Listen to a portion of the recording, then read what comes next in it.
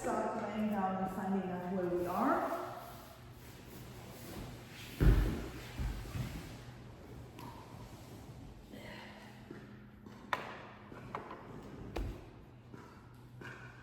So let's compare between the right side of the body and the left side of the body.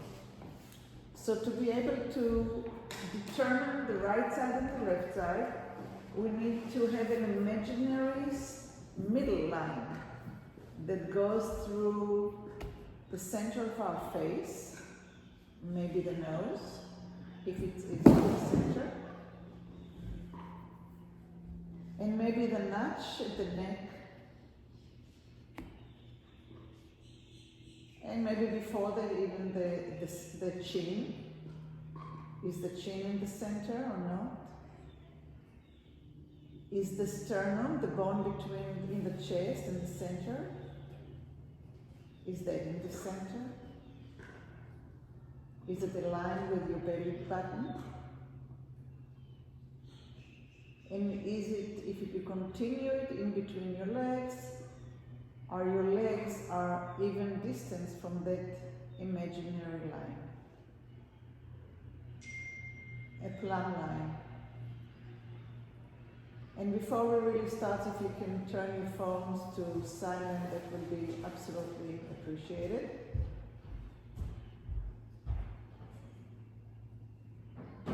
And as you were laying here and waiting for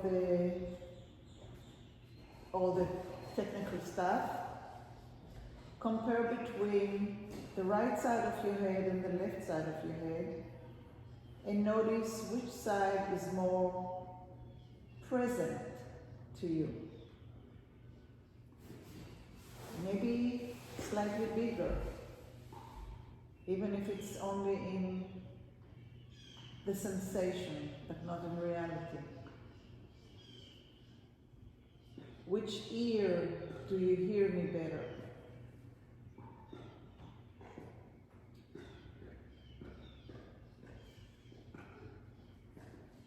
And how are your shoulders? How is the right shoulder finding the floor versus the left? Do they find the floor? Are they off the floor? How far off the floor? If you change the angle or position of your elbow, are you able to change the way that your shoulders are meeting comfort? What do you have to do with your elbows, with your arm, to relax the shoulders a little bit more and have less holding in them? And is the right side responding just like the left side? What are the differences? Is one rib cage closer to the floor or to the mat than the other?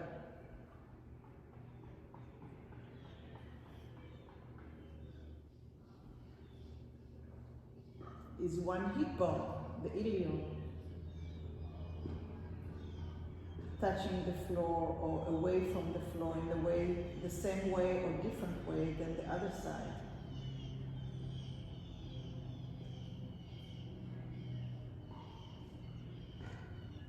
And keep on going down the legs and the ankle.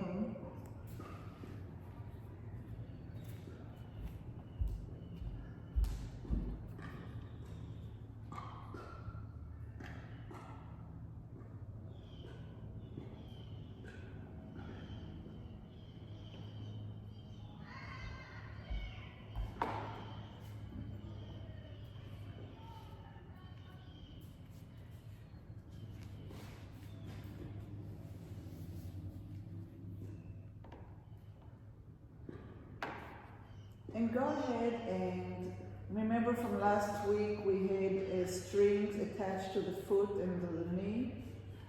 Go ahead and activate one string and draw the leg from the side very passively to a place where it can turn in the hip socket and the knee will be pointing to the ceiling, and the foot will be standing on the floor.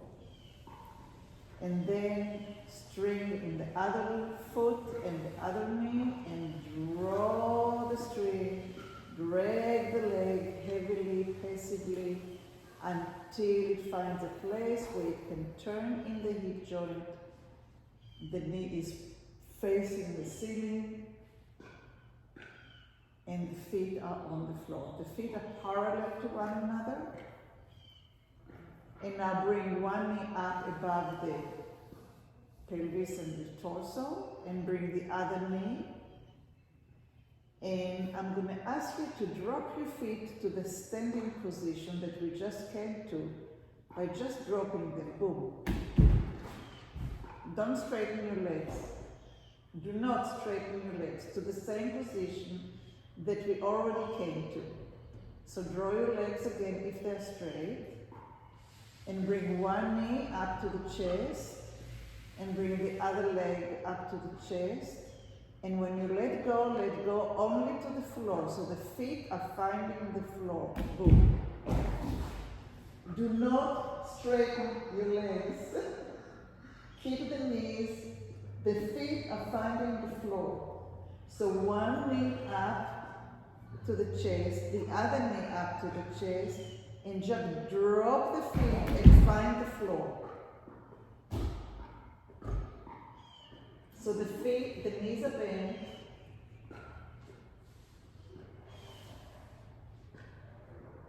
Bring one knee up to the chest. Bring the other knee up to the chest. And when you're letting go, do not straighten your legs. Just find the floor. Boom. Perfect. In this position, start moving on along the pelvis, on the sacrum, as if you are zipping up a pair of pants in the back of your hip and letting go the zipper. So the zipper is the size of your sacrum bone, from the tailbone to the lumbar, to the waistline. So it's not a very big zipper. You zip it up gently and zip it down gently. And see if the zipper is in the center of your hip, or is it deviating?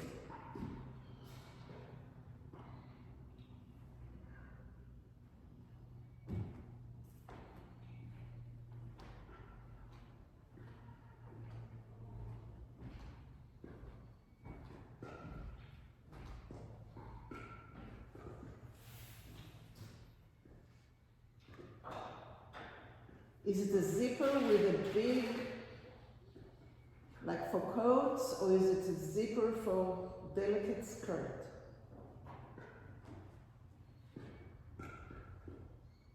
Is it a rough way up, or is it a delicate way up and down?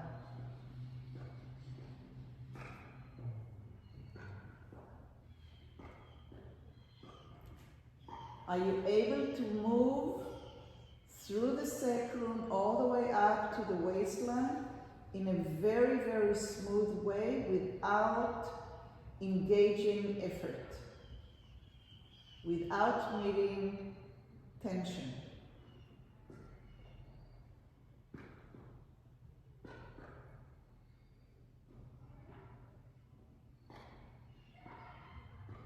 Can you feel the feet underneath you participating in the transfer of the weight?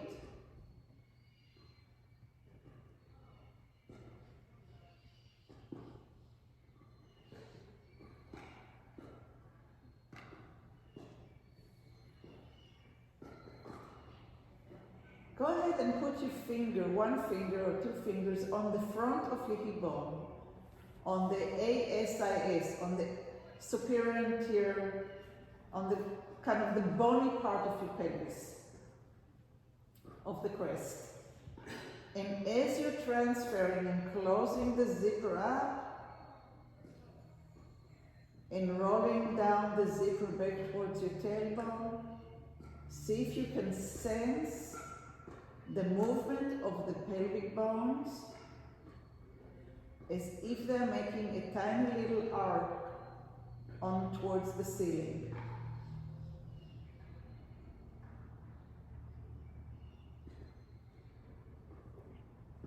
The sacrum is kind of a flat bone, but there is, because of the leg movement in the hip joint, there is like the transfer of weight is with a little bit of a curve to it.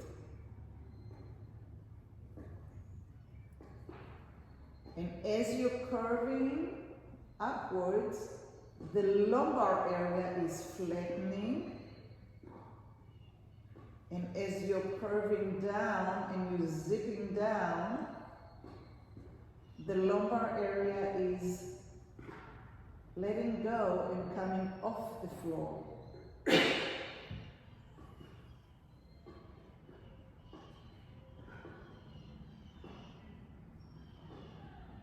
And as you're doing this and you're moving without any effort along the zipper line, try to see how much you can feel happening underneath your feet. And how much do you feel is happening in your lumbar area?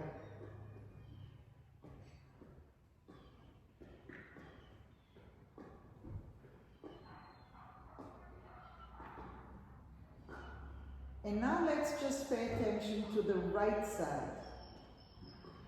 So as you're moving, try to move only the right side of the zipper down and move up the zipper on the right side only. Obviously the left will join you, but the attention is on the right side. Now you'll be able to feel the leg and the foot participation in a clearer way.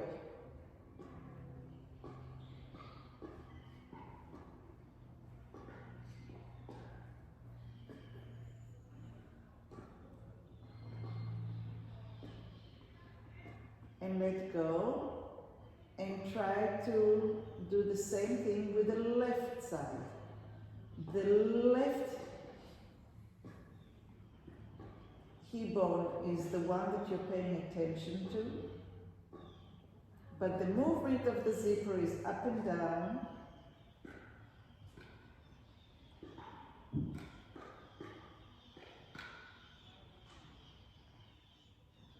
Are you collecting any tension anywhere, and is it needed?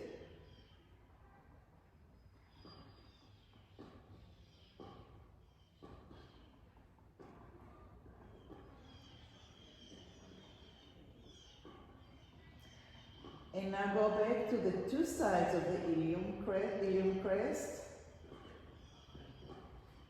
And both of them are going down as the zipper rolls down. And both of them are rolling up in an arc as the zipper is coming up.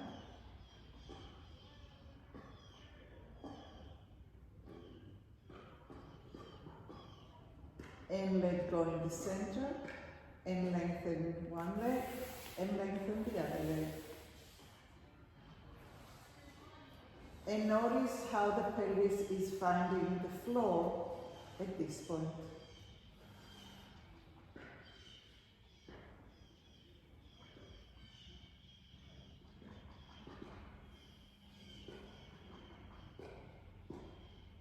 And drag one leg to standing position. And drag the other foot underneath to standing position. And lift one leg above the torso. And lift the other leg above the torso. And when you're dropping the feet, you're only coming to the floor. Boom. The feet are standing, the knees are up towards the ceiling. And let go the image of the zipper, and imagine that you are a cat or a dog laying on your back and you have a tail, and your owner is standing above you, and it's pulling the tail up a little bit, so the sacrum is now leaving the floor, and your lumbar is completely flat on the ground. So now we're going a little bit higher than the sacrum. We're going all the way to the 5 vertebrae in our lumbar. Pull the tail up, gently, gently, gently. You're a good owner. You're playing. So you don't want the cat or the dog to quench or to move away. It needs to be so soft and so lovingly that they just let you lift them passively.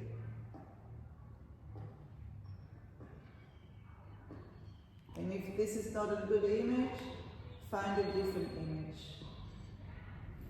of maybe an elastic rope that pulls your tailbone up and slowly releases it back down.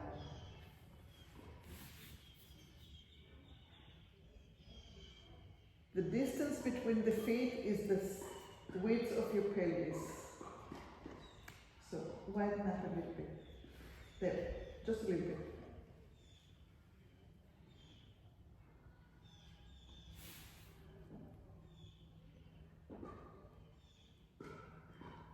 And as the sacrum is being pulled up by the tail, compare between the two sides and how they feel difference. Is one side of your hip wider? Is one of the sides higher? Is one of them so dense you don't even feel it? What is your story? Internally explore more and more and more things. And as you are going up and down, notice how much weight is transferred to the feet for you to be able to pull the tail up. Somebody needs to take the load. Where is the load going? And if you are using your feet, is one foot taking more weight than the other?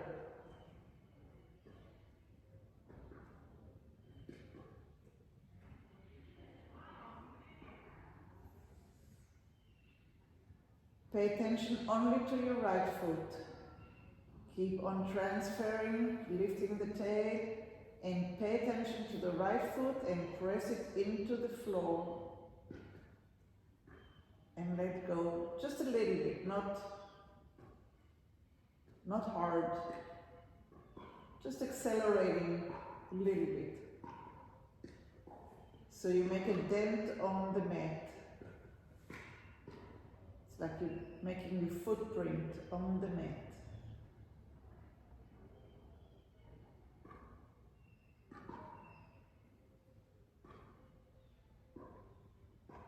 And let's do one more with the right foot.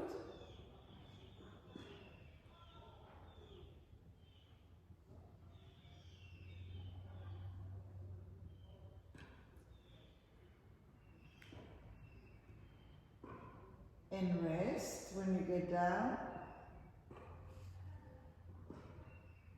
And start working with the left foot as being the one that takes the full load.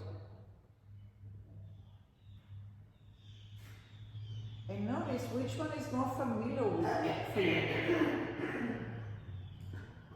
Which one is more familiar? Which leg do you habitually use to take on the load?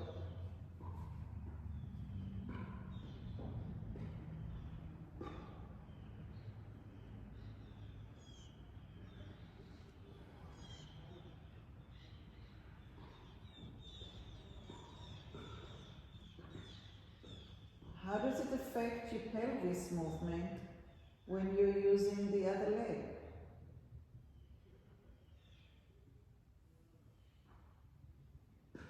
And the next time you come down, rest for a minute, half a minute.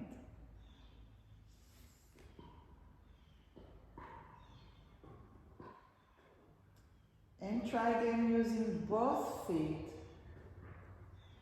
as the tail is being pulled up gently.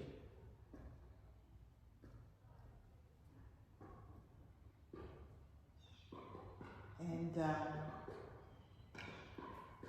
And again, both feet are pressing into the mat. The tail is being pulled up, and now stay hanging with your pelvis up in the air. All the back vertebrae, all the way to T10 are on the floor. The lumbar can be off the floor.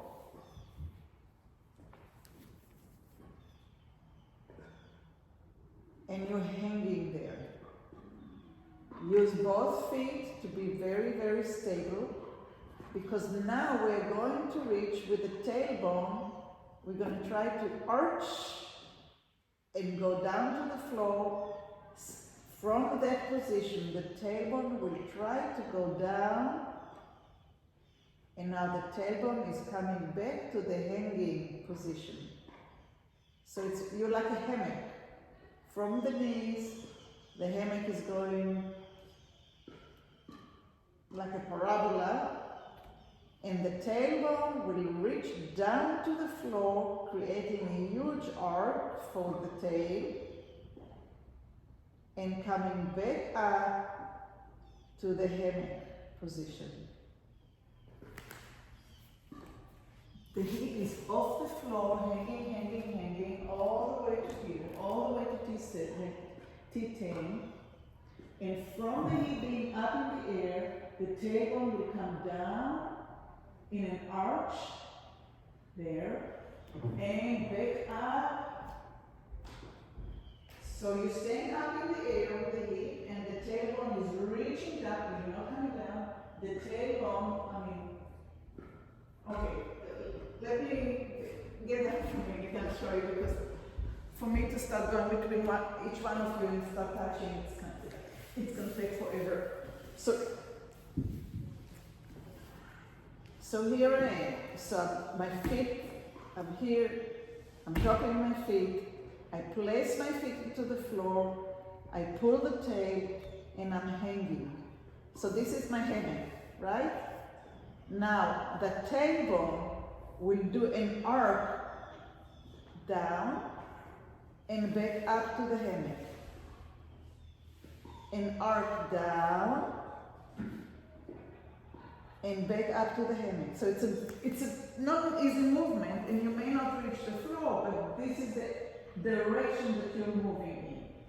We're used to just round and round and round, but we're not using both directions, so we're just getting a sense of it, okay? So, bring one knee over the torso, another knee over the torso, drop your feet.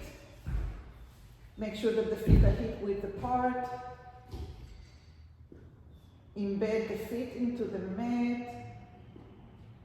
Allow an imaginary hand to pull the tail up to the hammock position.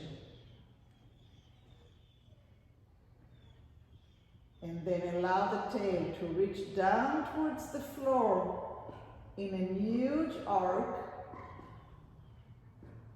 and back to the hammock position using both feet, otherwise you're going to be wobbly. And if you cannot move, just do it in your mind's eye. It's not about succeeding, it's about finding it.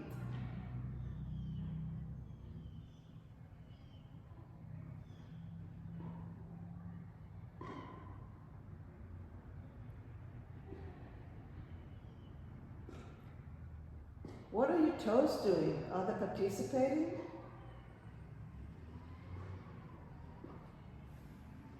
Are all 10 toes participating?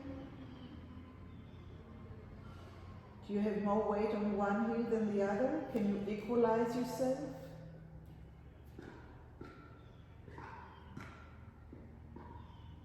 Can you make maybe a smaller arc, but a clearer one? You can always rest whenever you need to. I'm not in your body, you are in your body. Is the way back up to the hanging hammock is the same quality as the way down.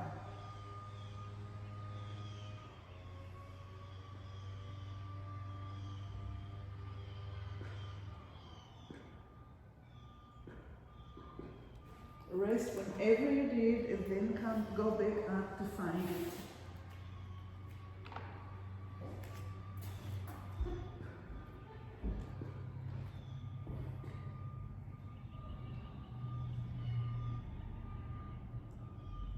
So from up in the air you're reaching. And the reach can be big or the reach can be small. You're too high. Just a minute. There. Okay. A big arc down towards the floor. Down towards the floor. Down towards the floor. The tail is reaching down towards the floor. Yes.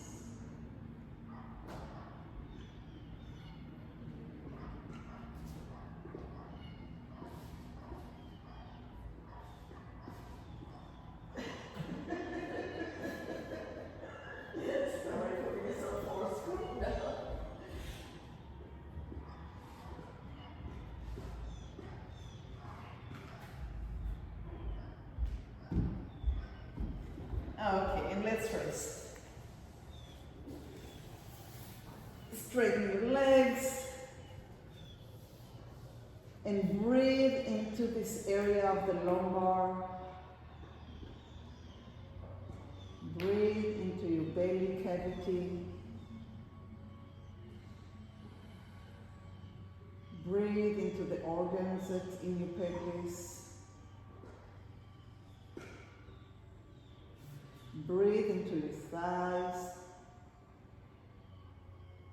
And obviously it's not for real, but send your intention to really let go and rest.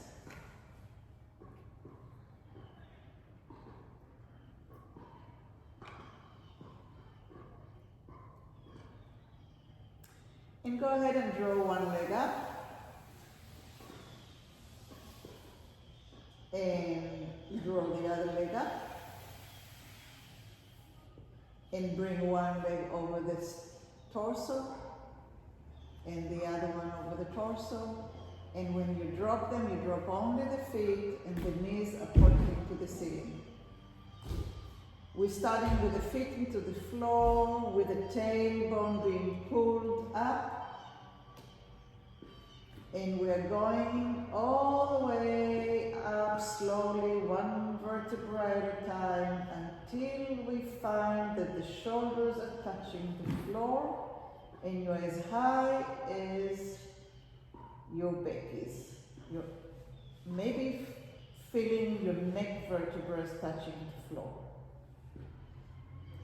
And roll down and try to put each vertebra back in its place, but maybe a little bit further from your head, as if somebody is giving you a little bit of a stretch. Think about a t-shirt that has wrinkles and you're trying to give it a little bit of a oomph stretch. Not a huge pull, just a little elongation. Once you get all the way down, you anchor your feet into the mat again. You engage the tailbone lift. And you roll one vertebra at a time, all the way until you have a straight line from your knees to your neck. Maybe your head moves down, maybe your chin moves closer to your chest. Your shoulders maybe find it in the floor. And when you're ready to roll down, you add a tiny little bit of a lengthening to the putting down one vertebra at a time. Your legs need to work, they need to be strong. Your feet are anchored to the mat, they are your stability. Once you find the lumbar, you relax your belly button into the floor, and then you release your pelvis into the floor. Take your time. This is your time. You can always do this exercise fast and without attention at other times. Here, take the time to go one vertebra at a time. And before you release the pelvis, make sure that the lumbar is put down to the floor, and only then release the pelvis and flatten the table. And notice if you have tension here in your fingers.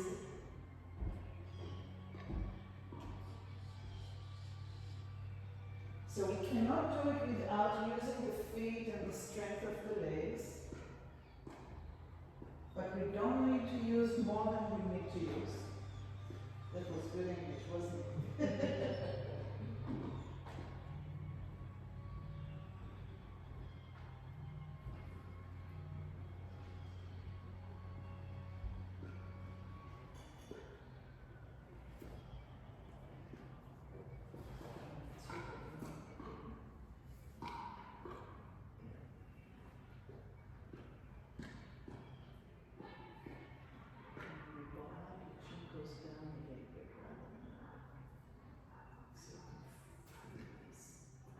Are you using any of the strength of the back of the arms? Maybe a little bit. No, maybe a little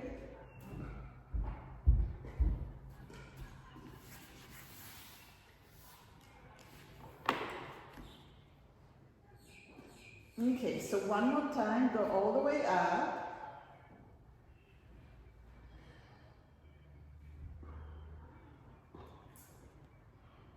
Once you go all the way up, take a big inhale and lift your chest all the way up to your chin. Hold it there. Exhale, don't drop. One more effort. Take another big inhale. Bring your chest even closer to your chin. And now lengthen one vertebra at a time. Down, down. And use it like you're putting eggs down. You don't want to break them. Oh, beautiful pearls. One vertebra at a time. See if you can count. 7 vertebrae in the neck.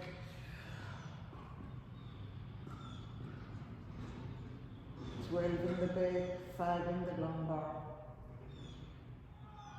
Then the zipper and the sacrum. Can we do this one more time? Sure. That was a yes. Okay. Press the feet into the floor. Zip up the sacrum. Let the tailbone take you up.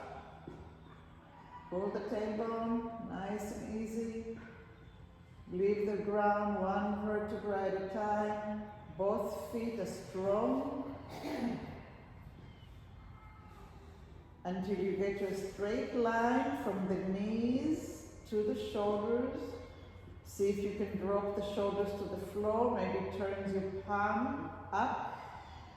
Now take a deep breath. Lift the sternum all the way up to your chin. Hold it there. Exhale. Inhale again. Lift yourself even higher. Exhale. And now slowly stretch the vertebrae and lower them as if they are very, very, very, very delicate. Your arms are lengthening. Your ribs are lengthening. Your legs are tired. But they're strong. And when you get all the way down, stretch the legs and relax.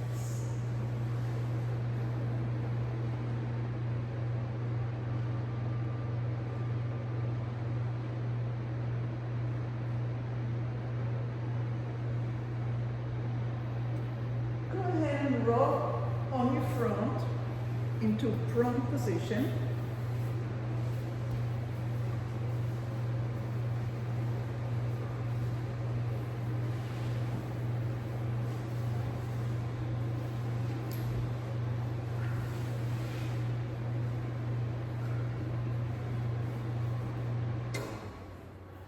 And you probably can feel your pubic bone. Yes? We're going to exhale and we're going to lift the pubic bone off the floor and let it go back down. That's it, that's it, that's it. Just a little bit. Exhale and lift it. And relax it. Exhale and lift it. Just a little bit. And relax it. It's like you're trying to get the bone not to be protruding forward so much. Exhale.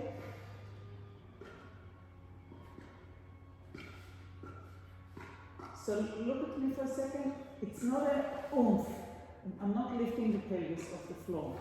I'm working internally to bring the pubic bone in to lengthen the space between the vertebrae. So exhale.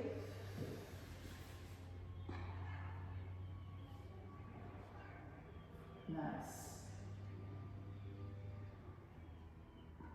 Just as much as you can. You can do it sitting up. Sitting up and just find a little bit of a, like somebody is doing scooping. It just hurts. Yeah, just a little scooping.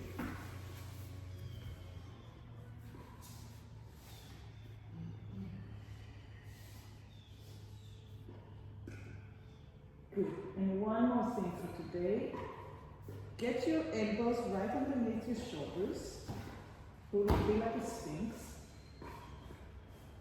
And we're going to work with this next week more, but I want to give you a heads up. So the eyes are looking forward. And you're not going to move the chin. And you're not going to move your eyes. You're going to drop your spine. Don't move the head. No. Don't do that. Look straight and just drop the spine. So the shoulder blades will cover the spine and will reveal the spine. Will cover the spine and reveal the spine. Cover the spine, don't look down, don't move the chin, and come up, and now slowly bring pelvis into your legs, and rest with your head on your hands.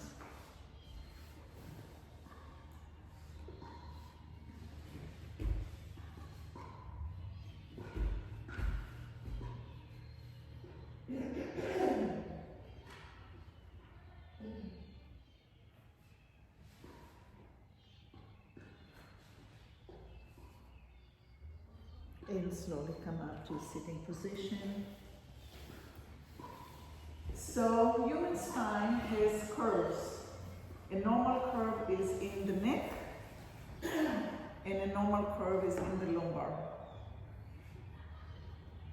When we don't have the curve in the neck, we have a military neck or a dancer neck. When we don't have the curve in the lumbar and it's flat, you know, we don't have the ability to do what we're supposed to functionally. When we have too much, it's also not good. But so what I was trying to introduce today is besides the being able to compare the two sides and moving up and down, it's the movement of the lumbar in an arch, not just in a relax. When we're driving, most seats are angled backwards and we sit like this, driving.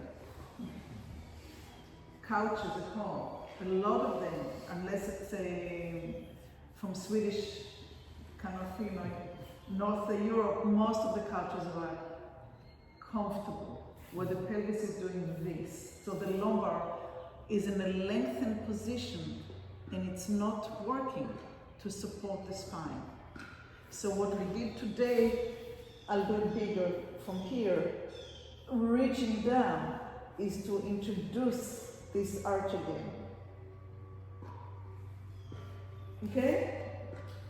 So if you're working over a table all day with this, you're not bent back. Right, so I would lift my laptop higher so I don't do this, so I can do this.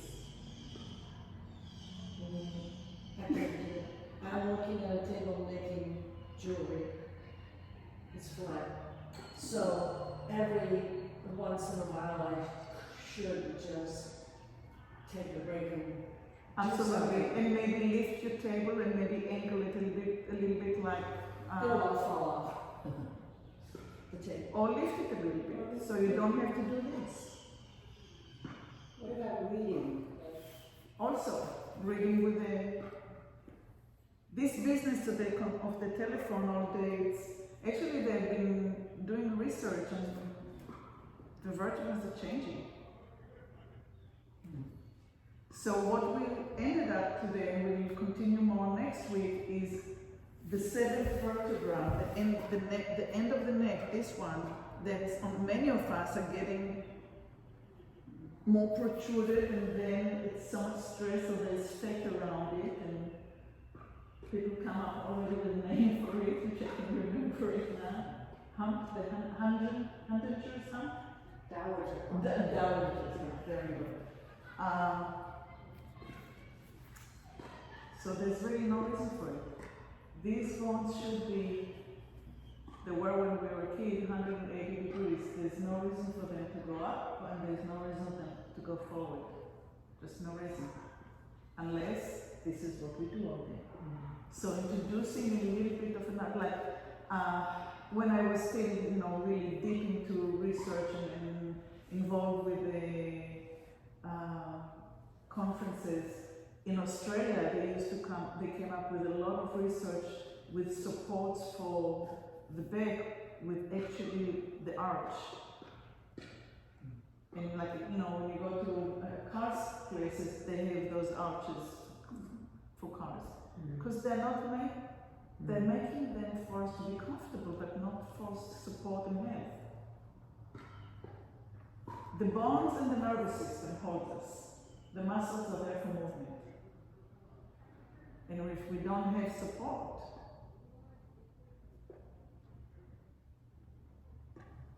end of lecture.